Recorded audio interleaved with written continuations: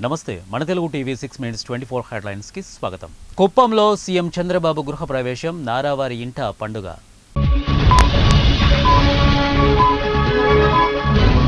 ప్రాణం తీసిన కరోనా కొత్త వేరియంట్, బెంగళూరులో తొలి కరోనా మరణం నమోదు. ప్రభుత్వం కోసం పని చేయను శశి థరూర్.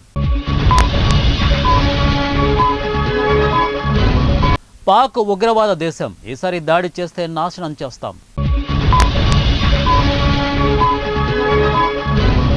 ఆర్థిక పరిస్థితి బాగలేకున్నా పథకాలు ఆపం, మంత్రి పొంగులేటి శ్రీనివాసరెడ్డి.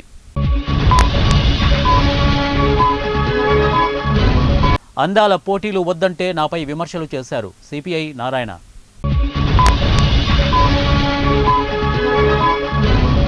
బలగం సినిమా నటుడు మృతి, సంతాపం వ్యక్తం చేసిన దర్శకుడు వేణు.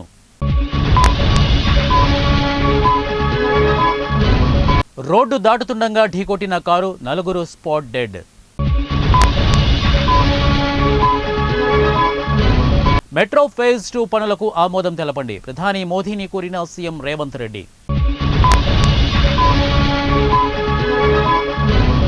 వాయుగుండం ఎఫెక్ట్, ఏపీకి భారీ వర్ష సూచన.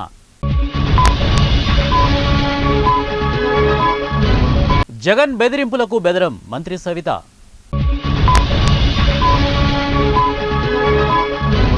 ఐదు అసెంబ్లీలకు ఉప ఎన్నికలు, షెడ్యూల్ రిలీజ్ చేసిన ఈసీ.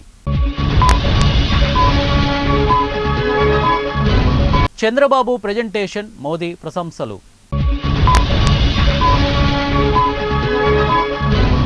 ప్రపంచవ్యాప్తంగా యుద్ధాలకు అమెరికా కారణం, పాక్ మంత్రి సంచలన వ్యాఖ్యలు. లిక్కర్ స్కామ్ కేసు ఈడీకి ఇవ్వాలి, బీజేపీ ఎంపీ సీఎం రమేష్. సంబంధం లేని వ్యక్తులను కేసుల్లో ఇరికిస్తున్నారు.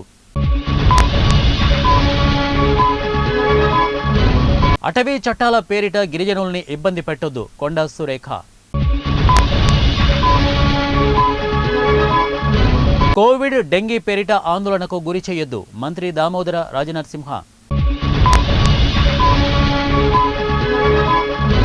టెర్రరిస్టులతో చర్చలకు సిద్ధమన్న వారు నక్సలైట్లతో మాత్రం సిద్ధంగా లేరు, తెలంగాణ సిపిఐ రాష్ట్ర కార్యదర్శి ఎమ్మెల్యే కూనమనేని సాంబశివరావు. తెలంగాణ పాలిట రేవంత్ ఉత్తమ్ తెల్ల ఏనుగులు, మాజీ మంత్రి హరీష్ రావు.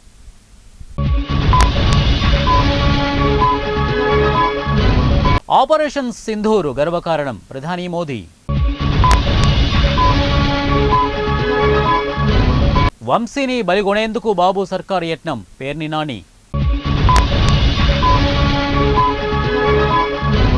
కుటుంబాన్ని బలిగొన్న ప్రేమ, చెరువులోకి దూకి తల్లిదండ్రులు, కుమార్తె ఆత్మహత్య.